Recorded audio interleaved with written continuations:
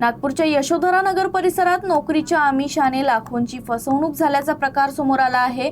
नोकरी लावून देण्याचे आश्वासन देत तब्बल 6,59,000 रुपयांची ठगी करण्यात आल्याची तक्रार दाखल झाली असून पोलिसांनी 2 आरोपींविरोधात गुन्हा नोंदवला आहे।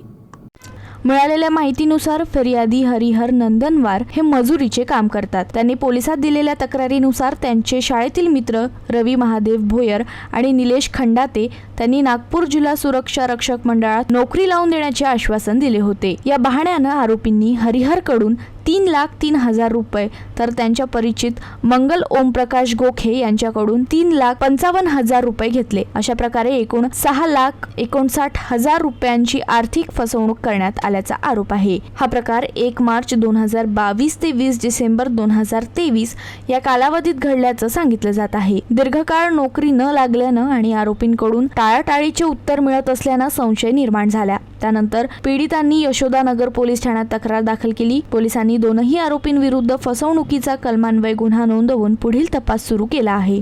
हरिहर नंदनवार वय 38 वर्ष, राहणार कुंदनलाल गुप्ता नगर, यशोधरानगर पोलीस ठाणे यांनी दिलेल्या तक्रारीवरून सदर प्रकरणात आरोपी क्रमांक 1 हा त्यांच्या बालपणीचा मित्र असून त्याने त्याला तो जिल्हा सुरक्षा मंडळात नोकरीला आहे असे सांगून त्यांच्या जिल्हा सुरक्षा मंडळातील त्यांचे साहेब हे खूप चांगले आहेत व ते सरकारी नोकरी लावून देतील, परंतु त्याकरिता फिर्यादीकडून त्यांनी विशिष्ट रकमेची मागणी केली होती।